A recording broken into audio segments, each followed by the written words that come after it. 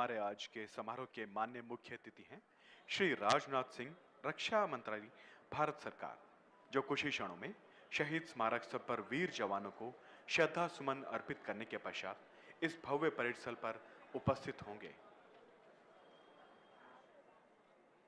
आइए मैं आपको आज के समारोह की संक्षिप्त रूपरेखा से अवगत करा दूं।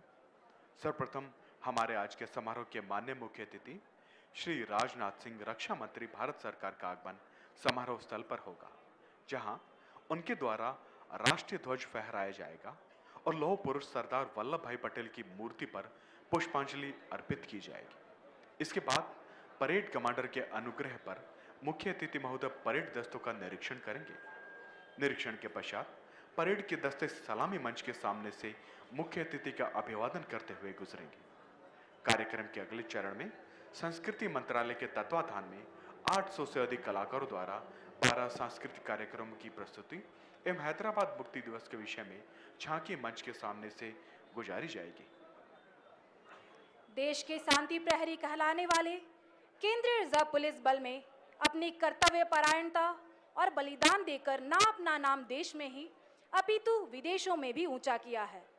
यह प्रतीक है करोड़ों भारतवासियों तथा हर सरकार के उस विश्वास का जो इस बल के जवानों ने आदर्श वाक्य, सेवा, निष्ठा तथा अप्रतिम शौर्य व बलिदान की अपूर्व मिसाल कायम कर हासिल किया है। इनके शौर्य की झलक सदैव कहती है, भारत नहीं स्थान का वाचक, गुण विशेष नर का है। एक देश का नहीं, सील या भूमंडल का भार का है। जहां कहीं एकता अखंडित है, जहां कहीं प्रेम का स्वर है, देश देश में वहां खड़ा भारत जीवित भास्कर है, भारत जीवित भास्कर है। अमरपुरी से भी बढ़कर जिसका गौरव गान है, 3 लोक से न्यारा प्यारा अपना प्यारा हिंदुस्तान है। गंगा, यमुना, सरस्वती से सिंचित जो कत क्लेश है, सजला सफला सस्य श्यामला जिसकी धरा विशेष है। ज्ञान रश्मि जिसमें बिखेर कर किया विश्व कल्याण है। सतत सत्यरत धर्म प्राण वह अपना भारत महान है, वह अपना भारत महान है। షహీదులు అనేవారు దేశ రక్షణ కోసం తమ ప్రాణాలను అర్పించిన మహానుభావులు. వారికి తెలుసు, ఒక సైనికుడి కర్తవ్యం కేవలం తుపాకీ ఎత్తడం కాదు, ఏ పరిస్థితుల్లో అయినా తల్లి భూమిని కాపాడటం అనే మహాబాధ్యతను మొయ్యాలి.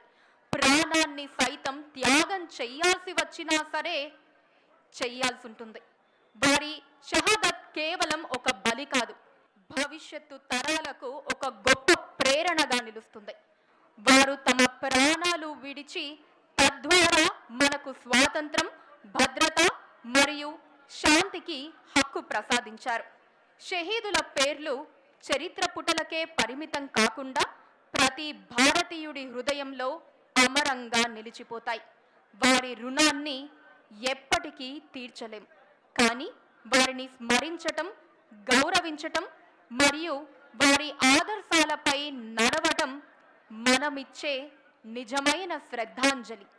నిజంగా షహీదుల త్యాగమే దేశానికి అసలైన వారసత్వం. During the time of Indian independence, the state of Hyderabad covered 82,698 square miles, making it a vast territory. It was larger than the British Indian provinces of Bengal, Bombay, and even bigger than England and Scotland combined. Nestled in the heart of the Deccan Plateau, the landlocked state shared a sprawling border of over 2,600 miles with Bombay, the central provinces, and Berar, Bastar, Madras, Mysore, and the Deccan states. Home to nearly 17 million people, Hyderabad surpassed in size not only in every dominion within the British Commonwealth, but also many states of the United Nations. Operation Polo was launched by India on September 13, 1948, with the dual thrust strategy from Solapur in the west and Vijayawada in the east. The intended objective was completed, and September 17th is widely celebrated as the Hyderabad Mukti Divas. युद्ध स्मारक पर गणमान्य व्यक्तियों के साथ आज के हमारे माननीय मुख्य अतिथि परिचय करने के पश्चात यहाँ समारोह स्थल पर पधारेंगे।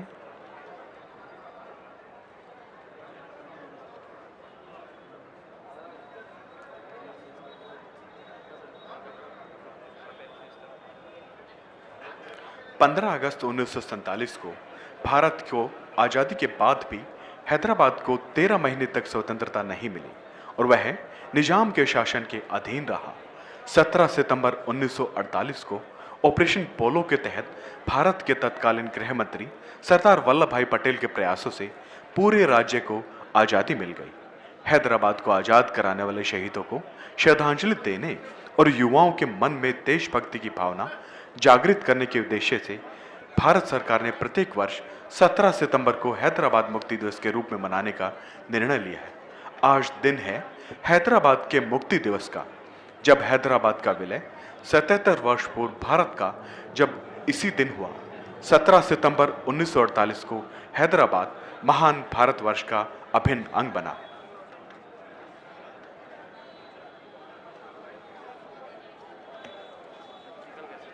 अब से कुछ ही क्षणों में माननीय मुख्य अतिथि महोदय समारोह स्थल पर उपस्थित होंगे।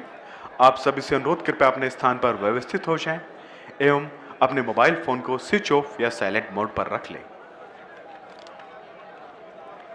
After the flag hosting by the chief guest, all are requested kindly to stand for the national anthem.